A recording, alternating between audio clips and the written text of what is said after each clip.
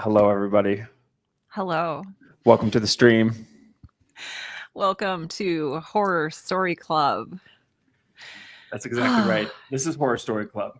If you're It clicking on this absolutely is. thumbnail after the live, this is a weekly book club story club where Sarah Ray Werner and myself, we are both writers, are working our way through this anthology of short horror stories. We're here every week, and we're here this week discussing a tale called The Whimper of Whipped Dogs by Harlan Ellison. Welcome, everybody. Welcome. If you're here, go ahead and say hi in the chat. Hello, welcome 60 hangers. It's great to see you. It's well, okay.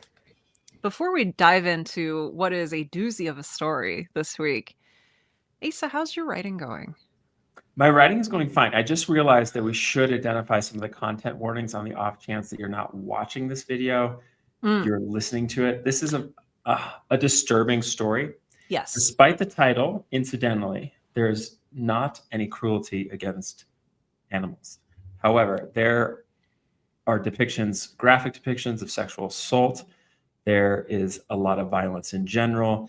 This is a disturbing tale. So just if you're listening on the replay, know in advance, Sarah and I will speak sensitively about these matters, but they will be discussed.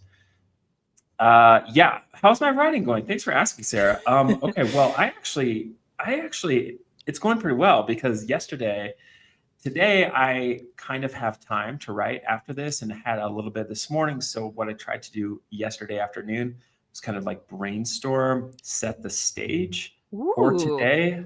I'm writing a new short story this week, but what happened was I ended up drafting a whole story. Like the stage setting evolved to kind of like one sentence led to another. All of a sudden, there was a dramatic situation, and I had a draft. How's your writing going?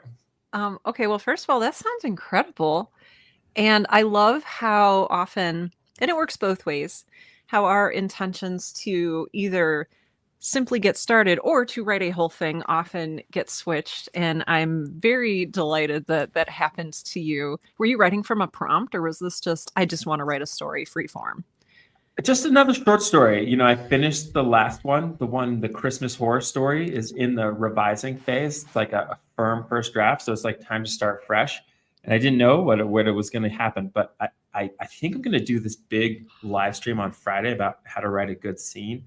And one thing I realized in writing the Christmas horror story that like all I really had to begin with in that story was like a dramatic situation, like some kind of setup, just an image.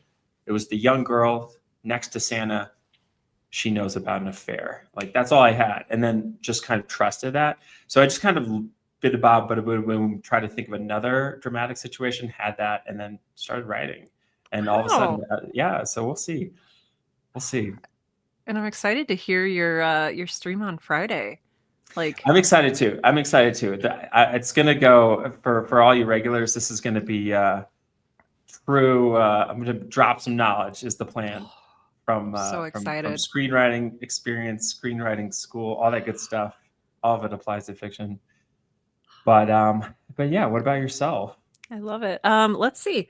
I sat down to write today and I did not write. It's one of those days where life catches up with you. You sit down with those intentions. I was like, I'm going to get so much done today. It's going to be amazing. And then I got zero of that done and instead spent time in a meeting on the phone. I paid some bills in between all of this stuff. It was just like stuff like that. And so I haven't done anything that's like satisfying in a creative way today. And so I have, and I don't know if I'm going to be able to. And this is, I feel like, this is life sometimes. I've got some stuff after this, and then I've got a voice acting gig, and that usually like drains my energy pretty thoroughly. So yeah, I might not do any writing today. Well, that's and okay. I have to be okay with that. Yeah. Clearing the plate. Yes. The plate is clear for when you can come back to it. Yes, that's true. All right. Well, folks, we encourage discussion in this group. So thoughts, reflections, problems with the story, compliments of the story, please put them into the comments, and Sarah and I will do our best to engage with those. We start out our discussion. Sarah has gotten very good at this with the tell your friend at the bar what this story is about. So, Sarah, thank you for the gin and tonic. That's so generous of you to cover it for me. You read the story, the Whimper of Whipped Dogs. That's just a weird title. What's it about? Oh my gosh. Well, my friend at the bar. Um, I think I'd start this one out by asking if you've seen Rosemary's Baby. Yeah, sure. Love it. Okay. So there's Rosemary's Baby, and it's not the same story. It's not even a similar story, but it has some reminiscent elements. So basically, what happens is Beth moves into a new apartment, and she's on the 7th floor. She moves into her new apartment. One of the very first things that happened on the night after she stained her windows, which was her window shutters, which is very important. It's not important. She sees a woman get brutally murdered in the courtyard and the flower beds below. And it's like brutally murdered. Like we see the details. I'm going to do you want to read us that first sentence so that I do. It's just good. Like, yeah, it sets us up very nicely. Yeah. Why don't you take us there? Okay. On the night after the day she had stained the louvered window shutters of her new apartment on East 52nd Street, Beth saw a woman slowly and hideously knifed to death in the courtyard of her building. I'm going to read the next sentence too, because that's very important. She was one of 26 witnesses to the ghoulish scene, and like them, she did nothing to stop it. Yeah.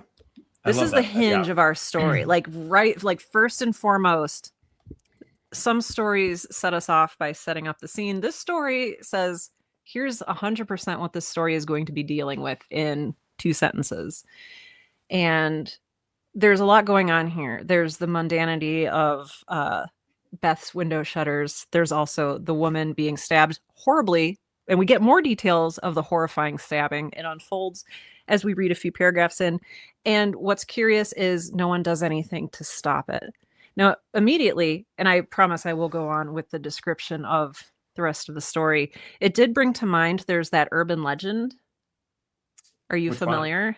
Well, just of like, oh, a woman is murdered in this, on the city street, and like people just watched and no one did anything. Oh, and I didn't know if this is where I feel that's like a well-documented general phenomenon. Okay. Well, I didn't know if like this inspired that or if this is like reflecting some of that once it happened, but yeah. So I'm gonna continue. Yeah. Okay. So what happens? Right. Yeah. So what happens is there is this gruesome murder for multiple pages, and we hear that Beth, and we don't get anyone else's perspective except for Beth, who is a ballet dance choreographer, which I thought was very interesting. She feels like she can't help, or she doesn't think in the moment like she should. She's just a witness, and she finds herself even thinking like, I can't even tell if that woman's pretty or not. It's like very dissociative. After the murder, Beth realizes a few things. Number one, that she just witnessed a horrible murder.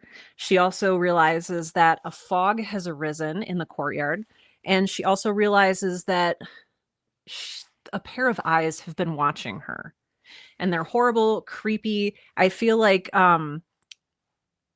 it's described as both ancient and childlike, and the eyes are on the 9th floor, and we'll get into that I think during our discussion here. But she's on the 7th floor, and right? Yes, Beth is on the 7th floor. Okay. And she looks across during the murder. I know this is kind of long for a bar telling. I'm with you. There's this guy who lives on the 7th floor also across. And as she's looking down from the creepy eyes on the 9th floor, she looks down. Yes, birthday balloons. It's so appropriate. She looks across and she sees this man in another 7th floor apartment, like staring at her in a creepy way. Okay.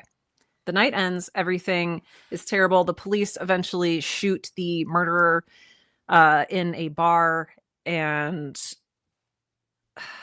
basically what happens is, this is so awful. This is so awful in so many ways. Beth ends up in a relationship with the creepy guy who was watching her from the 7th floor. This is not the guy with the creepy eyes on the 9th floor, which are just eyes. This is Creepy Ray, who we find out his name is. And Ray is the most red flag raising, toxic, awful person ever. The way that they meet is after the murder. They're in an elevator. He stops the elevator with her in it. And like, if you've, yes, thumbs up to elevator stopping, I guess. I'm sorry. These Zoom symbols are very silly. I'm trying not to do them. And so Beth is trapped in this elevator with Ray, and she finds that she doesn't really have her own will anymore. And so when he says like, hey, you know, that was a crazy murder last night, she can't help but respond, yes. And he says, what's your name? And she tells him. So she finds herself like really unable to take her own actions. And after a while, they talk for a while. And then at the very end, and I think this is indicative of where their relationship goes, he says, oh, well, why'd you stop the elevator? And she's like, oh, I'm so sorry. And she starts the elevator again.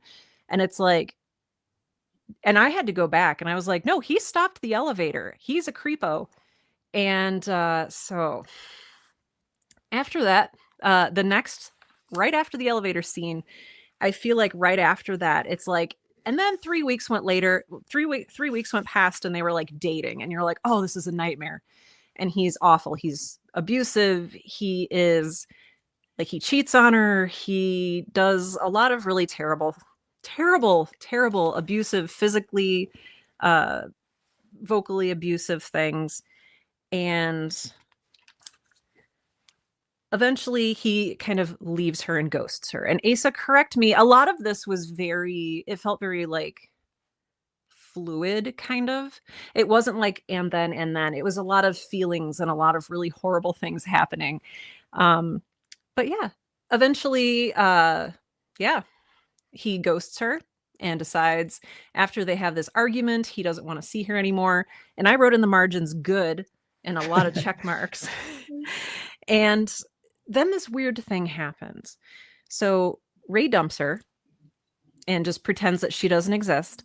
And then after that, there's this refrain that's repeated throughout the story. And it's, Beth did something, something, something, and the city responded to her overtures. And we get this refrain 3 times, and it's a very cause and effect thing.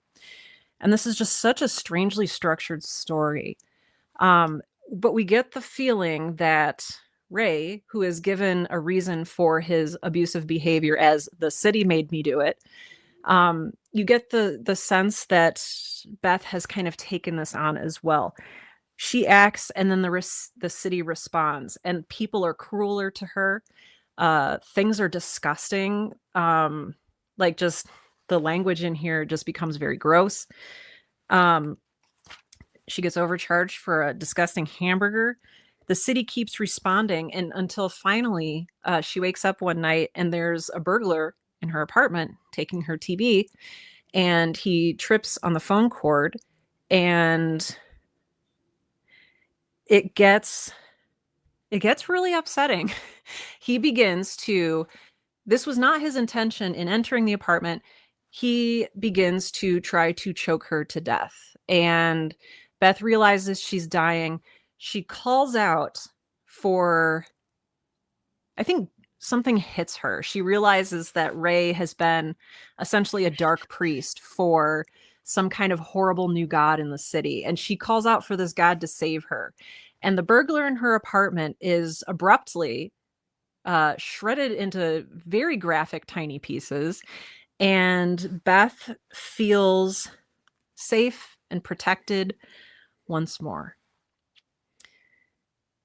So. Yeah. That was good. That's a good summary. It was hard to summarize. Yeah, this one is tough, and I think you're absolutely right that, like, while it is a linear story chronologically, it's not really too concerned with that. So it does kind of is like almost montagey in its telling. So I think it is a tough one. It is a tough one. But yeah. So I think I have been thinking a lot about what makes a short story, excuse me, and, like, kind of taking some classes and looking at what famous writers have said about this. And one idea that keeps cropping up is that a short story is a defining moment in someone's life, a before after kind of moment in someone's life. And this did very much feel like that. In that, it's when she became a New Yorker, really. Is essentially, I think that's what this story is saying on the surface. But I think that would be reductive just to say she became a New Yorker, right? Right. Presumably one can achieve that and get used to the rats and the curtness without killing someone. I mean, and that is what happened. So for me, like, that's an initial question that I want to dig into with you today, Sarah, is like, what is this transformation? What does it mean underneath it all? You know, gosh, I mean, yeah, there's that's a big picture point that I have. Yeah. And I think also some of the big picture things that I came away with were not only similarities to Rosemary's Baby, where a young woman moves into a new apartment. The tenants of the apartment turn out to be Satanists. They impregnate her with Satan's child, and it's a nightmare. This had some similar vibes to that, but also, I don't know if you've seen Cure by Kurosawa. Oh, it's on my list. I haven't seen it. This is not in any way plot-wise similar to that, but it does deal with how cruelty is passed on from human to human. So if any of you in the comments have seen Cure, I'd be interested to hear your thoughts, or maybe I'm misinterpreting the whole movie incorrectly, which might be the case. But I think that this story is very much based on the things that influence us. What happens when we move away from something that feels familiar and something that we call home. And I almost want to say what happens when we allow ourselves to become a victim. And I realize that's kind of a potentially contentious or dangerous thing to say, but I think those elements are all here. I agree. Potentially dangerous, but also I do think the most apparent interpretation. So I think that's reasonable. A point of clarity, Sarah, that I want to about the elevator. Okay, so if we go to the bottom of 123, this was a really surreal moment for me because the scene starts with dude stopping the elevator, and then at the end though it says, "Why don't you turn on the elevator and we can go?" He said, and smiled again. She did it, wondering why she had stopped the elevator in the first place. So did she stop the elevator? Or did he stop the elevator? No, he's gaslighting her. And this is my reading. I might be very wrong. So let's have a spirited debate, because this is where, and honestly, stories like this are open to interpretation. So at the bottom of 122, between the 5th and 4th floors, he, so the strange young man, hit the off switch and the elevator jerked to a halt. Beth stared at him and he smiled innocently. And so the way that I read it was, he stops the elevator. He engages her in a conversation she doesn't want to be in. He gets her to tell him her name, where she lives. He asks her out to dinner, and also says some very belittling things about the college she went to and women in general, and then convinces her in a way that, this is a little silly, but there's a Supernatural episode. I'm sorry, I've seen so much of this show. There's a Supernatural episode where the main villain, the sort of evil that he does is convincing people of the things that he... Show? Oh, Supernatural. Sorry. Supernatural. Sorry. Okay, gotcha. I'm with you now. Okay, I haven't seen all 15 seasons or whatever, but I've seen most of it. And I feel like this may have also been an X-Files episode where there's just a person who's very persuasive, and that is the danger of them. And so I feel like even more than just persuading her, he is somehow getting into what she's allowed to do and say. She's almost being puppeted. And this is just, I know that we say the word gaslight a lot, and it means a little bit more than I think common usage. We use it in place of, oh, he lied, or he controlled, or she lied, or whatever. But like, I think this is actually gaslighting, convincing a person that they didn't do or think something that they did do or think. Like, he stopped the elevator and he's like, why'd you stop the elevator? In kind of like a nasty way. Oh, Lore, yes. Here's some comments coming in. Lore Huntress says, hi all. He gaslit her for sure. She also finds something familiar about him and she wants to like him, even though he does set off flags for her. Yeah. She does say she was enjoying the conversation. She rather liked him. Yeah, yep. The narrator says that. Okay, right. I'm sorry. I'm pressing my interpretation onto you when I shut No, down. no, I don't think they're incompatible. If anything, I do think that this is kind of a common element of gaslighting, where there is, if everything about the person is repellent to you, I think it's easier to extricate yourself from a toxic relationship. Whereas if there's like kind of like, oh, this and that, some positive things, then maybe you'll stay and absorb some of the abuse. Yeah. I think that's so interesting because I think that you're right. And I think that that's what Ellison may have been going at for here. But I think at the same time, it feels like she's not in charge of her actions. It feels like that a few times. Just like in the very beginning, when we see that first murder of, what's her name? Leona something. Largentui. Corelli? Look at the Largent. Yes. The woman who's being stabbed at the very beginning, she can't scream for help. Like she's opening her mouth and there's no sound coming out. And that's a very strange thing that happens. And you kind of get the feeling that Beth herself too is being silenced. Not only in the end when she almost gets murdered by the burglar, but even here, it's, I don't know. And maybe I'm just like oversensitive to it. No. I think that's the clear reading. I think the clear reading is in a twisted way. She finds her voice at the end of the story. She's voiceless. She's manipulated by this like terrible guy who, this is not consensual sex that happens. Yeah. No. This is a terrible situation. And it's only at the end of the story where there's that very powerful passage where she's like, and then she screamed in the way that the other woman who got killed didn't. And that's like she's arrived, Yeah.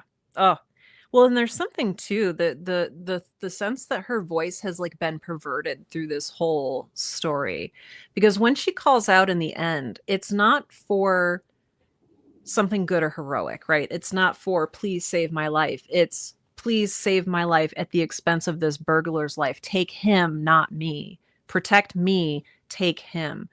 And she's initiating a sacrifice with her voice at the very end. Whereas maybe, in the beginning of the story, before her relationship with Ray, I would like to think, and maybe this is just wishful, that Beth would have, it says that she had wanted to ask, what are you doing to that poor woman? And maybe she would have used her voice for something like that. But in the end, I feel like she just got so corrupted by something. And I'm very curious to discuss what the something is. Hello, Mateo. Welcome. Yeah. I think, however, if we exist within the dark logic of the story, that in fact, she hasn't been corrupted. She's received knowledge. Corrupted or converted. Is that maybe the difference? Yeah. Yeah. If you're here and you change, and like corrupted is like you're changed for the worse, she is also changed in such a way that she can now participate in this society. Right. So that's the double thing. It's like to participate in this society, you have to become worse, which, although if you didn't do that, you could be even worse, I think is what Ray suggests in his long monologue about how if you don't become bad, you'll be more bad. Yeah. It's, well, tell me. Okay, I'm sorry. I'm like trying to think back. You had mentioned that a short story shows like someone's growth, like a before and an after. or just like a critical moment, right? Like a Mm. defining, I don't think that, like, again, like this is just kind of an ongoing conversation that I'm having. And it's like, it's not necessarily a before and after. I think that puts a lot of pressure. I think this story is that, but I think in general, it's just like, this is a singular moment, Mm. Do you think that this moment that Beth goes through clarifies who she already was, or do you think that it shows how she's changed over this short period of time? Like, has Ooh, Beth changed? that's juicy. This is what I found myself thinking about, and I actually had to go back and look at a few things, but I'm curious. I mean, what are your thoughts on Beth as a character? I think ultimately she's just becoming who she destined was to become. I think she was destined to become a New Yorker. Hmm. As she witnesses a murder, she sees this God figure in the sky, the God figure that later provides her salvation. She was like already on the train. I think if she Mm. doesn't see that figure, then she leaves New York. Mm-hmm. And goes back to, and it's such a contrast. She goes back to Bennington, Vermont, I Bennington, she think. goes to the hills of Vermont. Yeah. And it's Lord like white Huntress. Oh, picket yeah. fences. Yeah. Oh, Yeah. sorry. The hills. It sounds the collegiate vibes. Idyllic. Yeah. Very idyllic. Okay. Lord Huntress says she feels fear. She also answers him in ways that she says is smaller and less possessed, strong, as how it normally is, and more like how she verbally responded to the murder. I got that too. And I think it actually outright says, Oh, well, well, she first of all, definitely, yeah, go ahead. no, no, no. Well, I know. I think we're thinking the same thing when she's in the elevator and Mm-hmm. she likes, I'm Beth in room 707.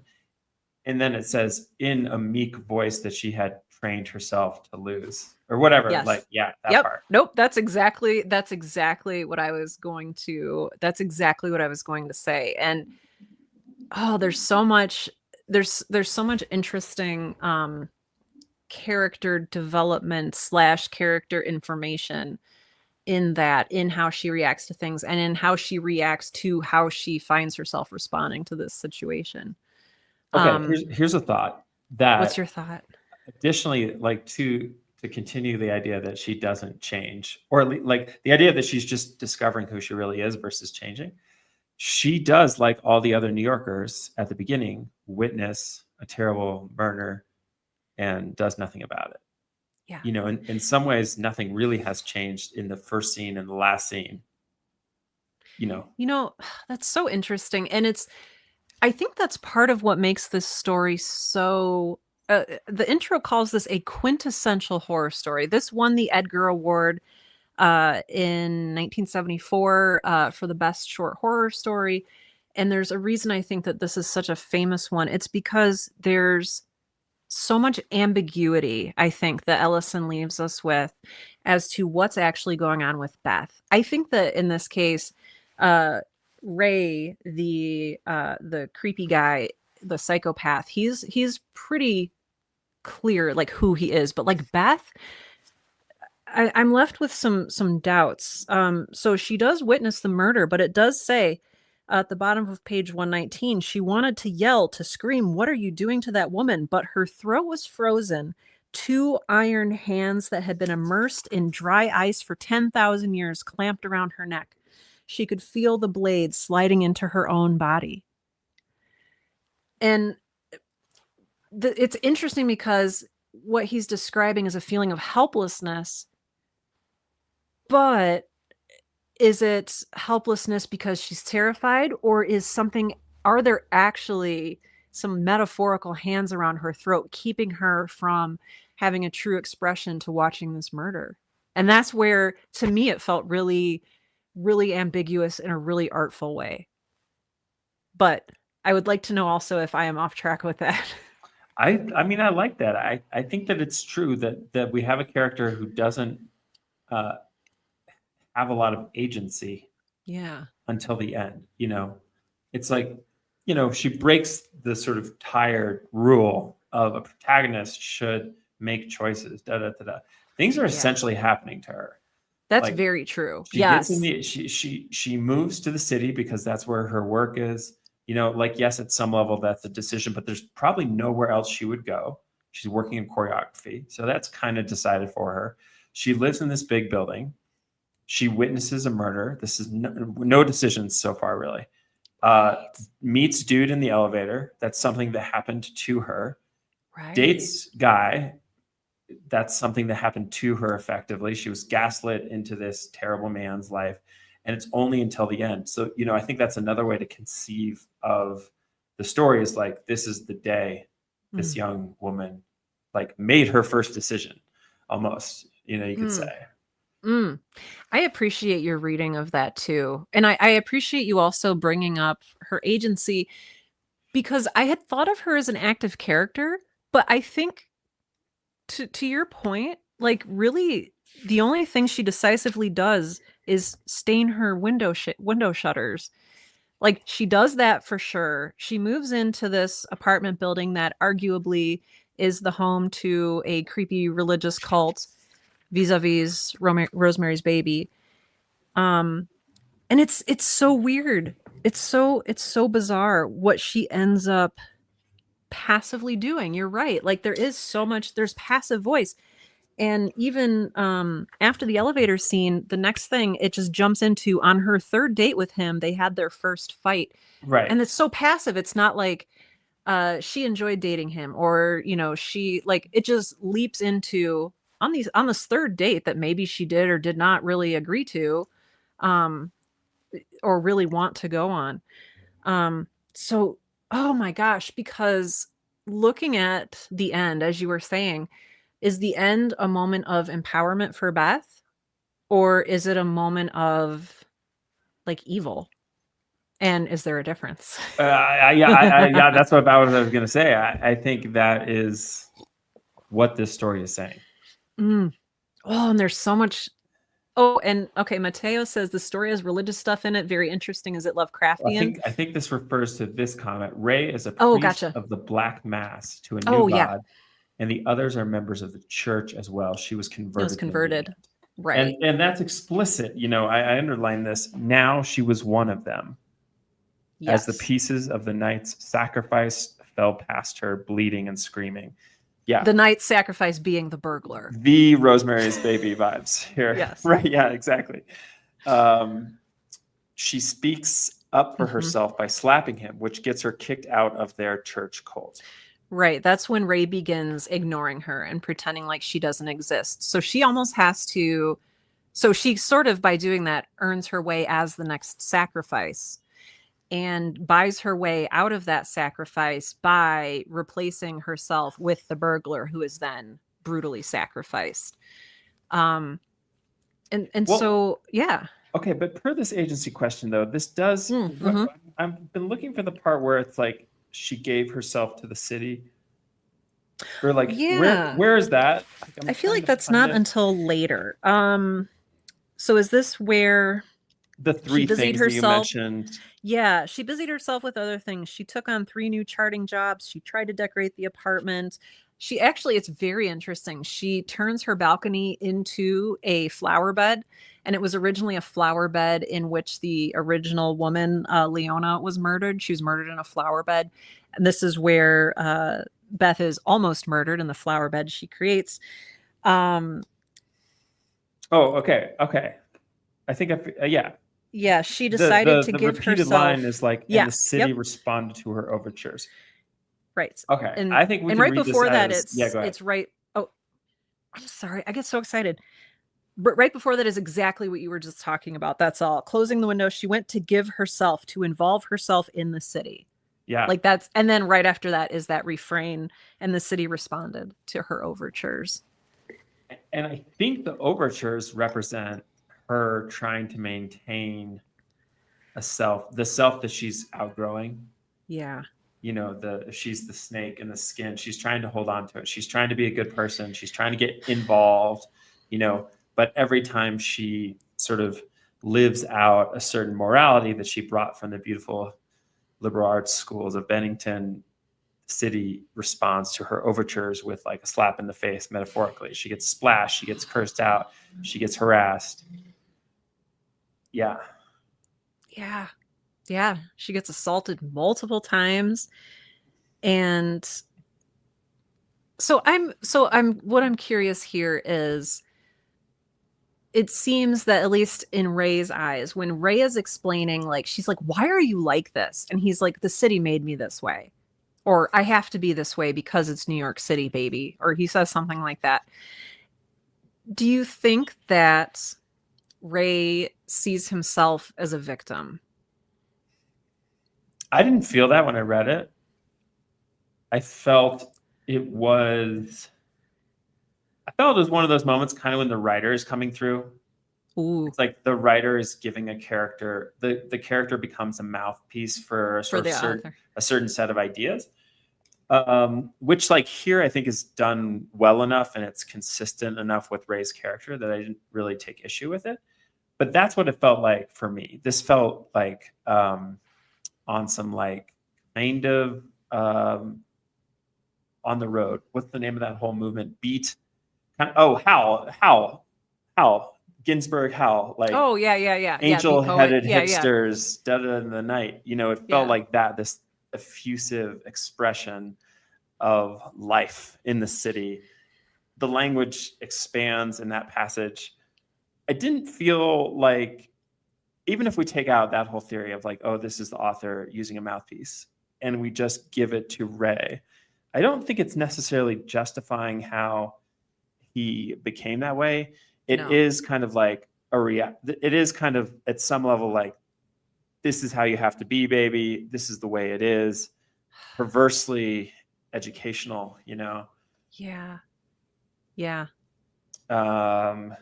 Mateo's saying it sounds like he's arguing I'm a product of my environment. I don't think he is. I don't think he really has a problem with his depravity. No, he doesn't. And he embraces it, I think. Yeah. But I think what Mateo's saying is he's blaming it on, he's not saying like, yes, I'm a terrible person, I take responsibility for my actions. He's saying I'm a terrible person, but it's okay because the city made me this way. Like, I think that's what he's doing is not taking responsibility for what a horrible person he's chosen to be. And I think it's like, and I sort of said this earlier, not only that, he is saying that if you don't do this, you will be worse. So, right, but I don't know if he gets to say that. Like, I don't know if I don't think it's true. I think maybe that's what he believes. Yeah, I don't know either. That is like the argument he's making, right? He's like, you can't hate everybody, you can't beat people up. Instead, you can just, date co-eds and be nasty, it's all very messed up. But yeah, like, that does seem to be the ideological thesis that loops around at the end, Yeah. So great comments coming in. Laura Huntress, it says the words Ray Gleason had said in a moment filled with what he had become, with the utter hopelessness and finality of the choice the city had forced on him. I think that's why I Laura, wondered. Thank you for pinpointing this. Right. I think that's why I started wondering if he was a victim. And when I talk about victim, this is what I talked about a little bit earlier when I said that, like, I believe we shouldn't victim blame. But I think in this case, Ray is he's saying the city has forced this choice on him. I think he was grateful to make that choice. I think he was okay, like, just because he seems like a psychopathic individual. He seemed okay, like, oh, the city wants me to be a murderer. Okay, I'll be a racist murderer, terrible person. Now, did he, just one little point of detail? Yeah. I think he was born and raised in New York. Am I remembering that right? That I don't remember. I don't remember if he said that or not. That I don't remember. Oh, he says, I'm like this because I'm a New Yorker, baby, because I live here, because I've lived in this great big snapping dog of a city all my life, and I'm mad as a mudfly. So all my life. So maybe he was raised here. And then you kind of wonder, the choice that the city's forced upon him when did that happen? Has he just been like this his whole life ever since he lived in New York? Mm. Has he become like this recently? And I don't think we know. Why do you think he pinpointed Beth? Why he Like pinpointed the Beth, you the said? Beth, yeah, like the night of the murder, he's across the way, he sees Mm, Beth, and he mm. decides to hit on her the next day in the elevator. Like, what's behind that? That's such a good question. Um, I thought initially in reading it that it might be because she's the new girl, she's the fresh face, she's the Mia Farrow arriving.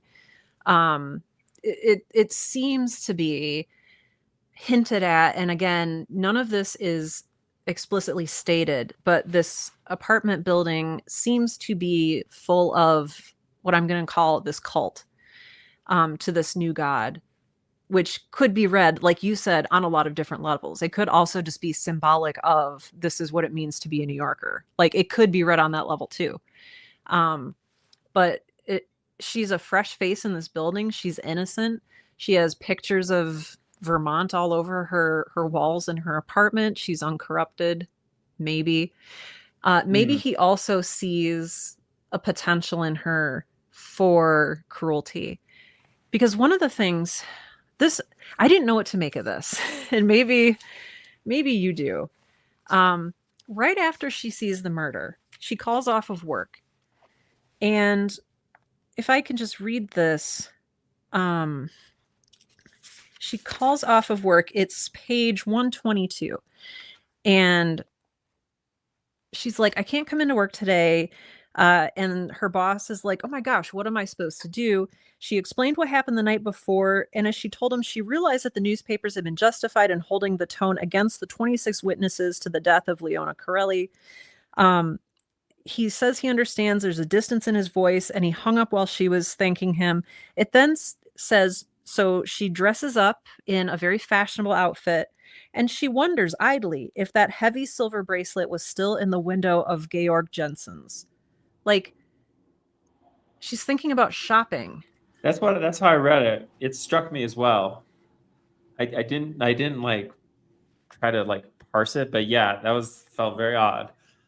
It goes into detail. Like she picks out this argyle, I think it's purple, I don't know, this vest, and she wonders, and it's like it I can very clearly say that if I had just seen that murder and like just told my boss about it, I would not very easily be able to go to thinking about like, ooh, I wonder if those cute shoes are on sale. Like Well, that's cold-hearted, maybe this right? is her like basic good Bennington girl self. Right. Right. I mean, this is still her like clinging to her her Oh, pre-New York self, maybe.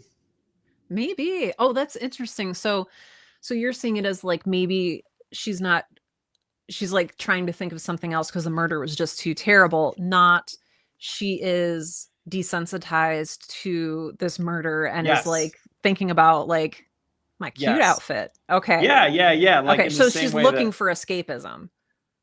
right. In like the way that like a coping mechanism for any kind Mm. of tragedy is like in something banal and familiar, Mm. you know, I maybe. appreciate you saying that too. And again, I think it can be read in both ways. I think you can also read it as something has happened to her, or she's already like this where she sees the horrible death of a woman and is able to not care. But I think you can read both of those things into this. Yeah. I mean, jumping ahead to the Yeah, yeah, yeah. what can we take as this from writers? I mean, that to me resembles some of these Shirley Jackson sentences that we encountered, Yes. where like not only could it mean both things, both possible meanings are like working on us concurrently. Yeah. So that is very cool. Yeah.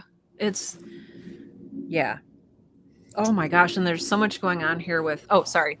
There's some good comments coming in. Mateo says, I think this story is still relevant. Tragedies happen daily, but I feel like we can get desensitized to it. Yeah.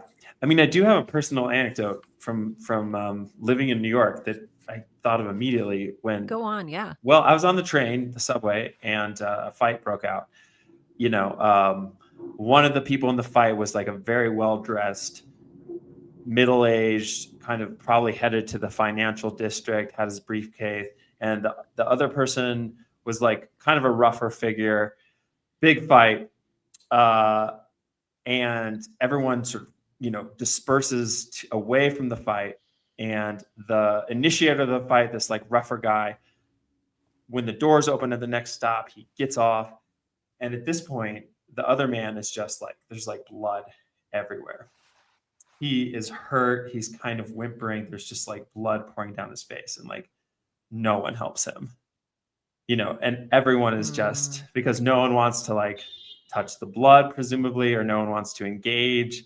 And it's just like, I think if this happens in a small town, somebody like at least is like, here, take my shirt or something. And just, it didn't happen at all, and all by himself, he got off at the next stop. So like the New Yorkness of this did feel true to me, at least from the time that I lived there, at least. Interesting. So that there's so many people there that it could be like, so someone else will deal with this. Yeah, right. The And- anonymity, Yeah. that liberates you from any kind of moral obligation, right? Oh, liberates you from any kind of moral obligation. Oh, that is. And that actually reminds me of. Oh, I really want to find this now. I'll find it. I'll find it in a little bit. But gosh, yeah. Oh wait, here it is. After Beth like sacrifices this burglar in her place, she understood with the blood knowledge of survivors at any cost that the reason the witnesses to the death had done nothing was not that they had been frozen with horror, not that they'd been desensitized by TV, not that they didn't want to get involved. They were worshipers at a black mass the city had demanded be staged, not once but 1,000 times a day in this insane asylum of steel and stone. So I feel like at the same time, this few sentences that I just read, in your experience, like these guys on the subway, like it was a matter of, I don't want to get involved. I don't want to like get literal blood on my hands. I don't want to have to show up in court and like be a witness to what happened here. And it's like in this exact same sentence, it says like, that's not why they did it. They did this because they were worshiping an evil demon. Like, what do you think? What do you think of that? I mean, at some level, okay, I think it's really significant that Ellison saves some of his most heightened, most poetic language to describe this God. And to me, it just resonates with this, like, if you can make it here, you can make it anywhere. There's like a pride to it, right? Like there's a pride to the insensitivity. There's a pride to the fact that like, we're not going to get involved. We're not going to show up in court, a pride in the hardenedness, which like, maybe is manufactured, maybe that's like artificial to justify the moment. I don't know, that's like some deep, heavy stuff. But I think fundamentally here is like the points being made is like, to be okay living in New York, you have to embrace evil. I mean, I can't really get around that reading. Yeah, no, I can't either. And both readings exist for me quite comfortably, honestly. I'm okay with it thinking like, oh yeah, no, there's an actual demon that the story is talking about, but also no, it's symbolic of like what happens when you move to a large city with a very complicated history like that. Okay. That's valuable. Yeah. That makes me think of the introduction here. Oh, you said this is representative of what happens. So our editor, David Harwell, by the way, if you're hopping on the stream, oh yeah, this is the anthology that Sarah and I are working our way through. This is a horror story club. We're here every week. The intro says, which is the part I'm looking for. Okay. Harlan Ellison, the popular fantasist, when he writes in the horror mode, is a conduit through whom the horrors of everyday life are transformed into fictions that reawaken us, reconnect us to those daily horrors. So Right. So what Ellison is not saying, Hmm. according to that, is like to live in New York, you have to be evil. But to live in New York, you do have to accommodate a certain moral worldview Mm. that is less than good. Otherwise, you will go insane, Mm. I think. Yeah. Yeah. It's and it really raised the question for me too. Like, if this is the cost of one person's survival, is that survival worth it? Like, this is a story without any heroes, right? A hero is the kind of character in a story who will sacrifice themselves. Like, they'll take on the burden. They'll, to end whatever suffering might be transferred onto somebody else, they take that onto themselves. That's what makes them a hero. There are no heroes in this story. There are only people who create more victims. And I love that. Yeah, there are the only victims. I mean, there are only yeah. victims, Yeah. you And know? I mean, and is that something that you would say, like, I don't know. I keep thinking about this fight that you experienced on a subway, and it's like, well, were there any heroes there? And it's like, in that moment, maybe not. Like, in that Well, yeah, moment, it's like nobody no one, stepped up no to one, help. no one, no one broke up the fight. Yeah. Again, I think it's just like you just go the other end of the spectrum. And if you have like a small town, like somebody steps in and breaks up that fight. Well, why though? Why? This is Well, okay. I mean, interesting. the obvious reason, right, would be like they're friends with one of the people, and it's like there's a personal investment in abating the violence. But I think even outside of that, I mean, I've lived in a town of 2,000 people before, and people would just pull over if you had a flat tire, total Yep. strangers. Mm. So like, yeah, Mm. like I don't know like what that line is, and it does have to do with the anonymity. It I, might. You know what though? It just, what you just said about it made me think that it's not maybe about the anonymity so much as it is, in a small town like that, people feel responsible for each other. Like, mhm. they're responsible for each other, and maybe in a big populace of millions, like, nobody feels responsible, like, for someone else's safety, and like, you're kind of on your own, and you don't help the stranger change their tire, or you don't stop. I want to say there was even a real case, like Kitty, someone who got murdered, and like, everybody just watched. And maybe Hmm. this just happened a lot. I'm not, No, I I mean, should have I'm looked it sure. up. I mean, yeah, I'm But sure there's like, been famous and like documented famous stuff. Yeah, for sure. so is this kind of talking about what happens when you don't feel, I was going to say, ironically, when you don't have a sense of community? I mean, this cult in the apartment building, symbolic or not, is definitely its own community. But when you don't, feel responsible for the well-being of other people, like, is that, Yeah, I think maybe it could be like most interesting to take it out of the New York context yeah. because the New Yorkness of it all. Yes, sure, but I don't know. Mexico City is not like this. For example. But like whatever. Like so, it's like maybe the core issue is not that it's New York. Maybe it's like being an atomized individual in a big space. Maybe it's not the Mhm. New Yorkness of it all. Maybe it's like Beth. And Beth has come to the big city with the bright lights and she's all by herself. So, Yes. maybe that's ultimately what this is about versus like this is what it means to be a New Yorker. That's such a good point. Is that aloneness, that you're not responsible for anyone else, but also no one is looking out for you. And she has to Yeah. like scream to a literal devil to like spare her, because boy, that's such an interesting thing. You bring that up now. The only thing we hear about any of Best friends are she takes someone to the airport and watches them leave. Like, that's the Hmm. only interaction she has with a friend, I think, in this whole story. The story we read yesterday, The Comet by W.E.B. Du Bois, that woman has her father searching for her, has someone intervening for her.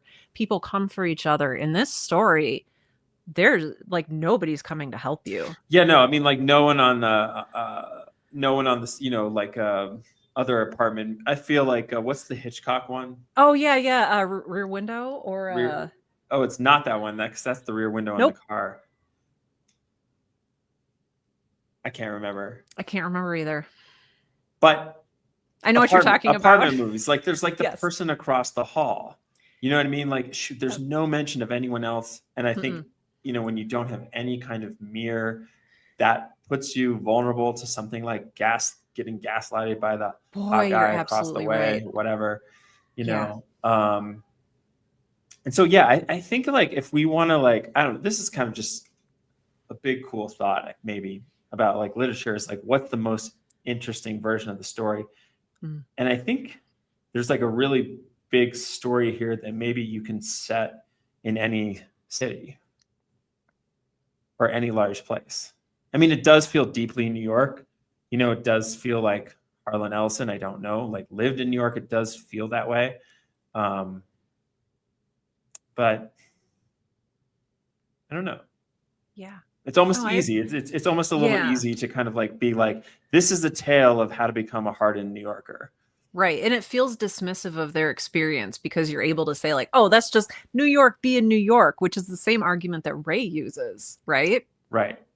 Like when, yeah, even if this wasn't New York, if this was any city, like I would feel more like it was more effective if we couldn't just blame it on, oh, New York being New York. Like, Yeah. yeah. Yeah.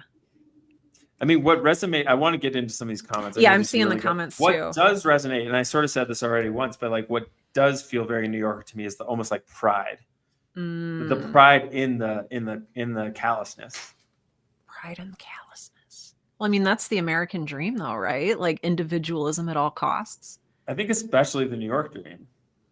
All right, Laura Hunter says the quote at the end fits with that. It says that apathy can lead to violence due to the desperate. Oh yeah, totally. Okay. Can we? Yeah, let's talk about that quote because Well, I'm let's curious. read it. This is Yeah. great. So this is kind of in the way that stories and books often have quotes preceding the text. This one has one afterwards. This is from Love and Will by Raleigh May. When inward life dries up, when feeling decreases and apathy increases, when one cannot affect or even genuinely touch another person, violence flares up as a demonic necessity for contact, a mad drive forcing touch in the most direct way possible. Yes. Yeah. I have never, I'm going to say this and it might not be true, but I feel like I've never seen a quote at the end of a story like that. Like you're right. It usually comes at the beginning to like set the tone for the story. How did you feel reading that quote after like I'm asking a leading question and I'm asking the leading question It's of okay. That's okay. I'm just going to admit it. My leading question was, do you think the last line would have been more effective without then reading a quote explaining the moral of the story? I mean, right. So, like, I think aesthetically, I don't love it. Yeah. Yeah, it does feel like Constantine's bow. Constantine, the character from Chekhov's The Seagull. He's this angry young writer, and he's ranting about all the other writers. And he's like, they all end their stories wrapping all up with a bow. This does feel like a bow and potentially reduces possible interpretations. I feel you on that. That said, I really like this quote. Yeah. It's compelling, and it did, maybe it does cinch it together in a way that is necessary because in a lot of ways there is like an untetheredness here. Mhm. Like there's a lot like the sort of, I didn't even sort of read the gaslighting, and she didn't even realize I didn't like, I thought that was a moment of surrealism. And so Yeah. I think you and Laura's reading is more likely, but this quote kind of helps. It did solidify my interpretation, and I wonder if the story will stick with me more because of this quote. I would hazard maybe. But yeah, I don't know. On principle, I'm like, nah, don't tell me what it means. Yeah. Yeah. Yeah. Very much too. At last, that last line, by the way, is at last she was unafraid. And it was so good, so very good not to be afraid. Yeah. So, I mean, this is like, I per this like idea of short stories and stuff. It's like, this is iconic. It's like a whole coming of age story Yeah. in 8 pages. It's like, The college kid goes to the city with the big bright lights. It's hard, but then she becomes strong. Or she falls to its Succumbs falls to to its its succumbs to its corruption, or falls to its I don't even know what the right word would be there. But this really brings me back to at the very beginning of this conversation when I was attempting to summarize this story, and it was so hard because, to your point, so much of what happens in this story is a little vague. Like, is she being gaslit? Is this a surreal artistic moment? You kind of don't know for sure.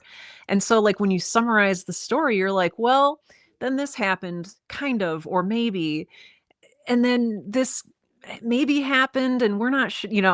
There's just a lot of very artfully done uncertainty. And I can see to that point why that quote would be included at the very end to tie it all in a bow. Maybe, and I don't know if that was Ellison's choice or an editor or, right. Could have been an editor. Yeah. I never know. At the end of the day, I never know who's responsible for the little idiosyncrasies in the stories that we read. I also found 2 typos, but we won't go there. Hartwell. I'm sorry. No. Yeah, that's great. I circled them. That's amazing. I'm into that. But well, should we talk about what we can take away here as writers? Let's see. Yes. Did we speak to everyone's point? Mateo says, but also Mexico in general is more community driven than big cities in the U.S. IMO. That's why I made that distinction. I truly feel like neither this, of course, nor the subway incident would happen. I do think there are cultural. This is a New York thing in some ways. Yeah. Okay. We're writers. Laura's a writer. Mateo's a writer. We got writers in the mix. Y'all, what can we take from this story? Yeah, we want to hear from you. I mean, I'm tired of it. No, I'm kidding. I know, right? I'm tired of learning. Much pressure. Oh, wait. Okay. Well, I do want to answer this question, but I do briefly want to touch on the title.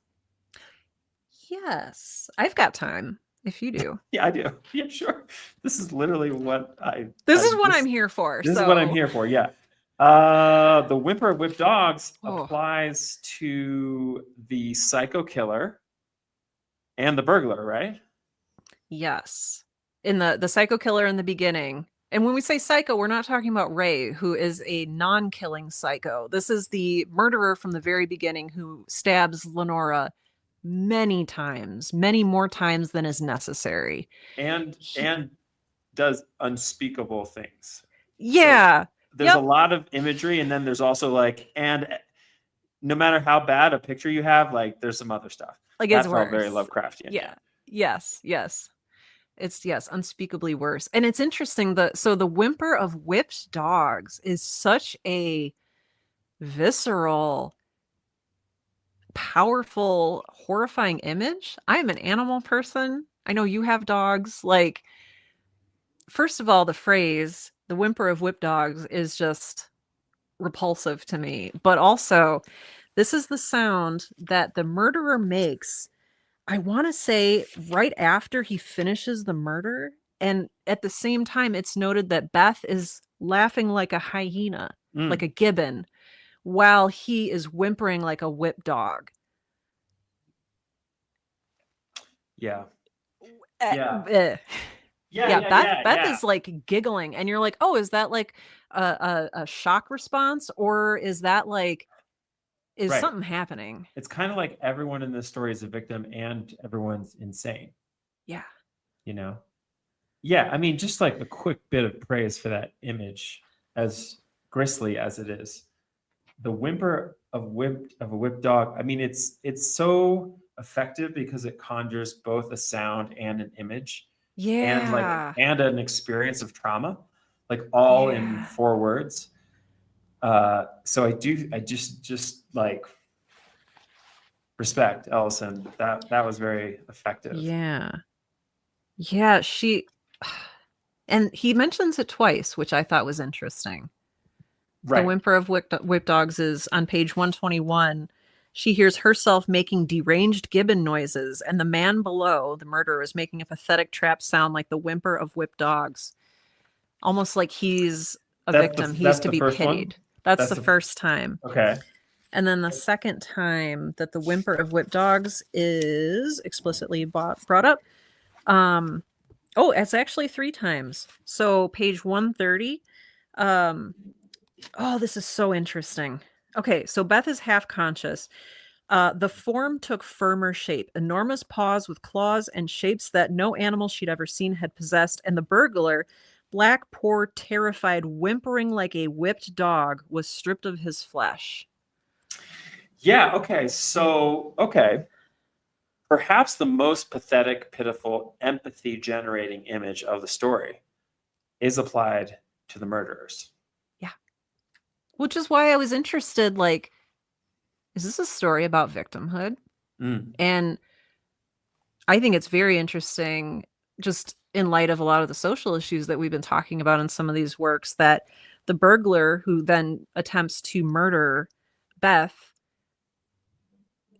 very suddenly, like he's almost not in charge of his own actions, is specifically black and poor and terrified and disadvantaged, and ends up being really, really pitiful sounding. Yeah, it makes me think of like, and I didn't have read since high school, but like The Jungle. Did you have to read that in high school? Oh, Sinclair Lewis. Yeah. The meat packing plant. Sinclair Lewis or Upton Sinclair? Oh, Upton Sinclair. Upton, Wait, Upton, who's Sinclair Lewis? I don't know. No, you are right. Else. I am. Well, if I'm remembering right, that was like the underlying thesis is like when social conditions are such, it just engenders, violence. Yes. Yeah. Yeah. I want to get into some of these comments. Mateo says you guys mentioned something about how the city was like, right. There was a description of the city as like a snapping dog. Mm-hmm. Mm-hmm. Laura Huntress, it was well written, but not exactly the kind of horror that I want to write. I'm finding myself better able to define what I enjoy writing. I think Asa said something similar the other day. What do you think of that, Sarah? Oh, Laura, I appreciate you saying that so much. I wrote a description for this video for my side of things on YouTube. And I said, like, there are a lot of different types of horror. This is not a type of horror that I enjoy. I love the monsters. I love eerie ghosts. I love haunted houses. I love kaiju. I love, whatever. I did not love this kind of horror. I did not love the nihilistic cruelty. I do not like, in the same way that I don't like the Saw movies or Texas Chainsaw Massacre. I don't like a lot of the slashers because they seem to revel in and enjoy the cruelty and the human suffering. And I'm not necessarily saying that this story like reveled in human suffering, but that was definitely like a central theme. And it wasn't like, oh, tee-hee, spooky ghost. It was, oh boy, terrible things are happening and there's nobody to help you. And maybe I dislike it because that is what scares me the most, is ending up in a situation like Beth. Like, I would happily move into a haunted house. I'd be like, hey, ghosts, let's hug. And it would be a beautiful thing.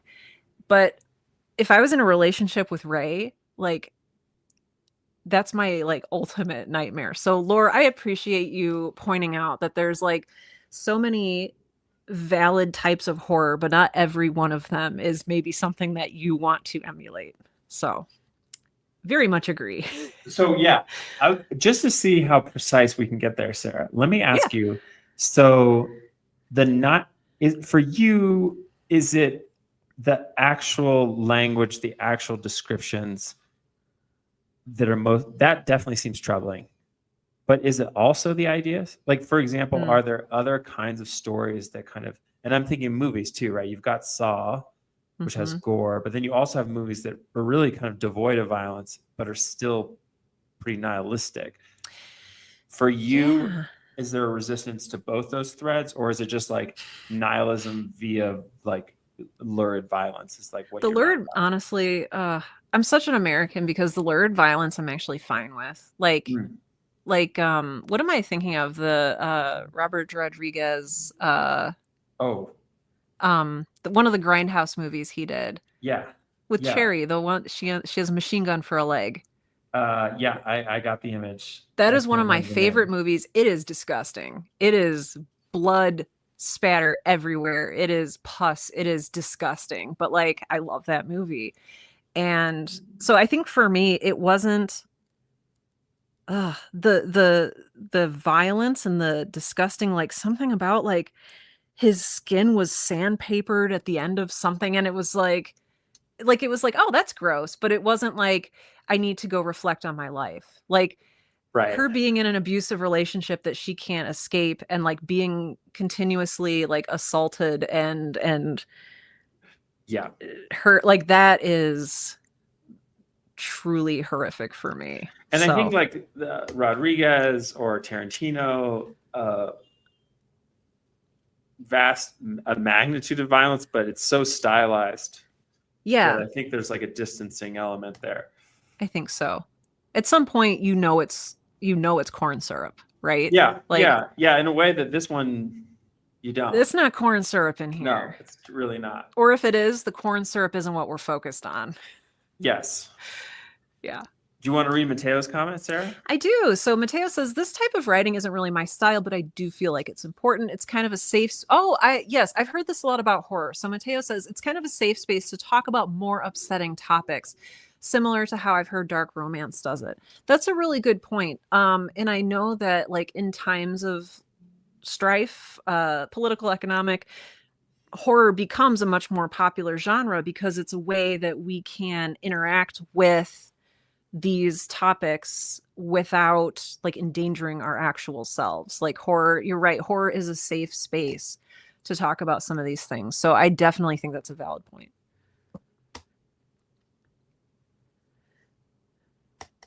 Oh, I haven't read this one, Lore. Should I not read it? Lore says, I also read Again by Ramsey Campbell, another intense and explicit read, and not exactly what I'm trying to write myself, with a very sad, wailing face. You really don't want to sleep tonight. That's I will not be reading that one, I think. Laura follows up. Yes, Mateo, important to read wide and varied. Yeah. I like the commentary in Squid Games. I don't necessarily like all the violence. Yeah, agree. Like the overarching metaphor of Squid Games, and what's the other? Well, like Parasite, of course. Bong Joon-ho. His earlier one about like the monster, the host. Oh, the host. I love the host. Yeah. I think all that metaphoric train is super rich going on over there in Korea. All right, exactly, Sarah. I love violent films as well. This was different. Perhaps the explicit rape, relationship abuse, and cruelty. Yeah. It's vivid. You know, he spares no details. You know, it's really explicit. The language, the images, it's visceral, it's physical, it's heavy. The story, again, is worth a read, but there is an undead BDSM grandma. That sounds... I was going to say, what if that makes me actually want to read it now? Like, undead BDSM grandma? I mean, I understand what you're saying, though, and I appreciate the wording. Y'all, it has been a pleasure. Oh my gosh. Is your big book of science fiction in reach, Sarah? It is. It's right here next to my leg. I will hold it up, my friends. I will also knock over my mic and set it back up again. Okay, we're a little bit off schedule this week, but we are back on, I believe, next week, Wednesday and Thursday. Wednesday, we have Sci-Fi Story Club, in which we are reading The Fate of the Poseidonia for next week. And Horror Club will meet again next Thursday. Both of these are at 3 p.m. Central, 4 p.m. Eastern, 1 p.m. Pacific. And I was like, where's my book? It's literally right in front of me. The Dark Descent, we will be continuing our trek, our descent downward, if you will. Next week, with one that I've heard so much about and never read myself. Yeah, this is a classic, and because it's a public domain, I'm going to read this. I'm going to read this out loud tomorrow during lunch hour. Yes. So I can't remember what time I said I was going to do it. But if you want to be read this story, I'm going to read it tomorrow in the rain again, with the rain a little quieter so we can hear the story better. But yes, Wonderful. Nathaniel Hawthorne, young Goodman Brown. This is iconic. First sentence: young Goodman Brown came forth at sunset into the street at Salem Village, but put his head back after crossing the threshold to exchange a parting kiss with his young wife. Dun, dun, dun, dun, dun. Gothic, we're in New England, folks. Ooh. We're 200 years ago. It's going to be good. Real. Yeah. And you definitely want Asa to read it to you. It's going to be great. Y'all, I had so much fun last time. It was actually so fun. And I'm so glad that we were able to like experience that story together. Yes. Discord, folks. There's a Discord. There is a Discord. I've just linked to it. And I believe Asa has also just linked to it. I believe there is already a link there for your reading for tomorrow's. I think it's in there. I think Young it's in Goodman there. Brown. Is that what it Young is? Goodman Brown. Yes. And on Friday, just to pitch this again, I'm gonna try to really kind of do a download of everything I know about writing scenes, which are a few things. It's a place where I feel good and I kind of want to share, and then we can kind of parlay that into a writing sesh. So save the date. I put a poll on what time, if folks are interested, vote, and I'll try to see if that will work. Anyway, it's a good week, everybody. Thank you. Thank you for being here. Thank you for being here. We're so happy to see you. Thanks for reading with us. This has been a delight. It's been a delight. We made it, y'all. We survived. We survived. We are the survivors that he talks about at the end of the story. Oh, I hope not. The blood knowledge survivors at any cost. That's us. It's we'll see how we feel at the end of the anthology. Okay. All right, friends. Thanks again, and we'll see you next time. All right. Bye.